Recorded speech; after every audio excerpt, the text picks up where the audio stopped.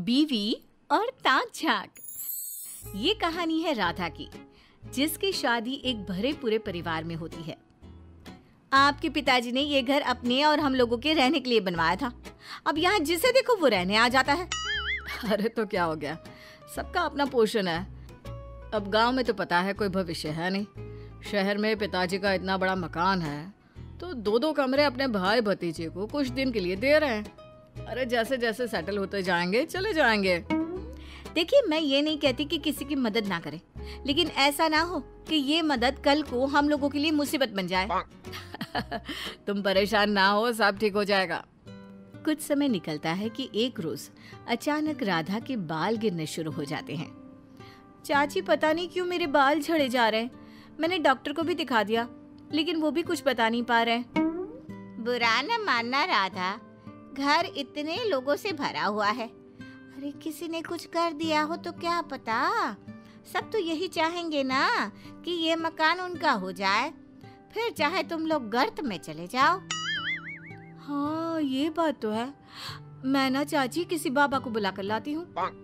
पति के जाने के बाद राधा एक बाबा को घर लेकर आती है। अरे ये घर, इस घर में कोई कैसे रह सकता है? क्यों बाबा, क्या हो गया?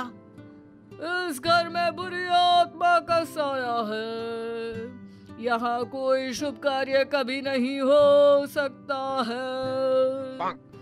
राधा परेशान हो जाती है और शाम को पति को सारी बात बताती है। तुम बाबा को लेकर आई थी? अरे राधा, क्या हो गया है? तुम तो पढ़ी लिखी हो। मेरे बाल लगातार झड़ रहे हैं, डॉक्टर भी नहीं समझ पा रहे कि क्या हुआ है। तो और क्या करती मैं? तुम इन लोगों को बोलो कि मेरा घर छोड़ के चले जाए। तभी वहाँ राजेश की चाची आती है।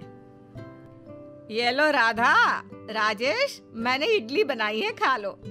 वैसे तुम लोग अगर सहारा ना देते तो हमारा पप्पू कैसे पढ़ाई शहर में पूरी करता। हम लोगों के लिए तो तुम लोग ईश्वर की तरह हो। राधा तुरंत उन्हें झड़क देती है। ईश्वर होते तो यूं जादू टोना ना हो रहा होता इस घर में। मेरे बाल झड़े जा रहे, न जाने किसने क्या कर दिया है। अरे बेटा, वो तो मौसम बदल रहा है। बदलते मौसम में तो सबके बाल झड़ते ही हैं। अच्छा, चलती हूँ मैं। चाची सही तो बोल रही थी राधा, बदलते मौसम में सबके बाल झड़ते हैं। और देखा चाची कितनी दुआ दे कर गई, ये तुम्हारे बच्चों के काम आएगी। राधा को न जाने क्यों पति की बात समझ में नहीं आती। फिर एक रोज, माँ देखो ना, मेरे ससुर ने शहर में बड़ा मकान क्या बनाया। उनके सारे रिश्तेदार हमारे घर में एक एक करके रहने आ रहे हैं। पूरा घर एक छोटा सा मोहल्ला लगता है। आपको तो पता है घर में कैसे रहती थी मैं, मेरा कमरा बस। देख राधा, तेरा घर नहीं बंगला है। लोग 2 कमरों में संतुष्ट हो जाते हैं। तेरे ससुर ने तो 40 कमरों का मकान बनाया है। बेटा, परिवार में कोई एक भी तरक्की कर लेना तो पूरे परिवार को सेटल कर देता है। तेरे ससुर ने वही किया। तू खुद को भाग्यवान समझ कि तुझे लोगों की मदद करने लायक ऊपर वाले ने बनाया है। फिर सबका अपना अपना किचन है ना, कौन तेरे साथ खा रहा है? तुझसे तो माँ बात करना ही बेकार है। क्या बोलूं मैं, घर को धर्मशाला बनाकर रखा है रिश्तेदारों ने। राधा के जीवन का ये रोना अब परमानेंट हो गया था। अब वो ना अपने बच्चों पर ध्यान देती ना खुद पर, बस सारा दिन ये देखती रहती कि कौन क्या कर रहा है। एक दिन, अरे राधा, क्या बात है? कम से कम खाना तो घर पर ठीक से बनाया करो। क्या सारा दिन किसके घर में क्या चल रहा है इसी में दिमाग लगा कर रखती हो। अरे पता है, कल वो तुम्हारी ताई के जो बेटा बहू यहाँ रह रहे हैं ना, उनकी किचन से चिकन बनने की महक आ रही थी। मैंने कहा देखो, पता है कि राजेश को पसंद है, लेकिन ना जी ना, एक कटोरी भी ना देने आई। अरे ठीक है ना, चलो कोई बात नहीं, तुम खुद बना लेना। सोच तो रही हूँ। तभी राजेश की मामा की बहू आती है। राजेश भैया, ये लीजिए, मिठाई खाइए। भाभी आप भी। मेरे बेटी की नौकरी अमेरिका में लग गई है, हम लोग वहीं जा रहे हैं। आप लोगों ने इस घर में रहने दिया, सच में बहुत बड़ा एहसान था। आप लोग भी अमेरिका का प्रोग्राम बनाइएगा। राधा तो मानो इस खबर को सुनकर परेशान सी हो जाती है। अरे क्या हो गया राधा, तुम्हें खुशी नहीं हुई क्या? खुशी? मुझे अमेरिका बुला रही हैं। ये पूछो, मेरे घर में रहती थी लेकिन कभी मुझे अपने कमरे में भी नहीं बुलाया। नाना राधा कमरे में नहीं बुलाती थी कारण एक ही कमरा, उस पे भी बेटी की पढ़ाई चलती थी। टीवी तो मैंने कभी देखा ही नहीं इसकी पढ़ाई के कारण, और कमरे में लोगों को कैसे बुलाती। लेकिन सच कहूँ आज लगता है मेरी तपस्या सफल रही। अच्छा मैं चलती हूँ। उसके जाने के बाद बढ़िया आई, रहती तो मेरे घर में थी और मुझे ही नीचा दिखाने की कोशिश कर रही है। तभी राधा और राजेश का बेटा आता है। क्या कुशल, कैसी चल रही है नौकरी? कैसी नौकरी पापा, फिर छूट गई नौकरी। अरे करम जले, वो मीना बुआ का बेटा है ना, अमेरिका में लगी है नौकरी। तो माँ कभी मीना बुआ की मेहनत देखी है बेटे के लिए? जान लगा दी थी उसने पढ़ाने में, तूने क्या किया? ट्यूशन लगाकर फ्री। उसकी पढ़ाई भी शहर के बेस्ट स्कूल की है, और तूने कहाँ पढ़ाया मुझे, याद है ना? सारा दिन तो तू लोगों के घरों में झांका करती है, सब पर एहसान चढ़ाया करती। राजेश को बेटे की बात सुनकर गुस्सा आ जाता है।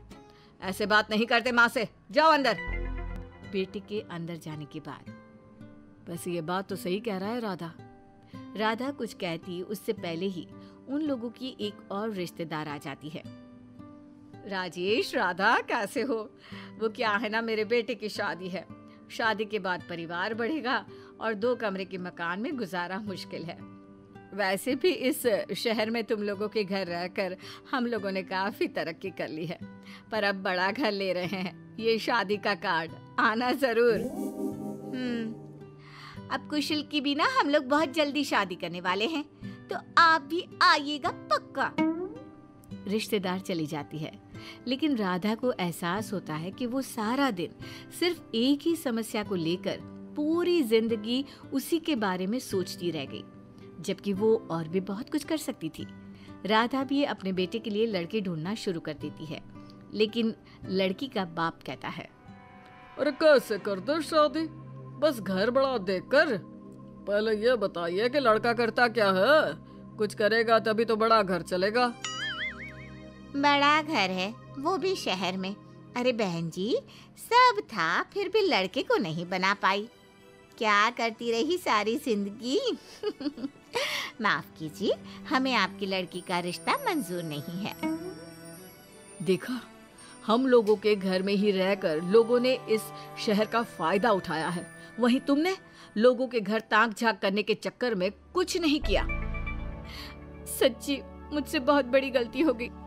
मैंने सारा जीवन दूसरों की जिंदगी में ताक झांक करने में लगा दिया, और अपनी लाइफ, जीवन सिर्फ एक बार मिलता है ये तो मैं भूल ही गई।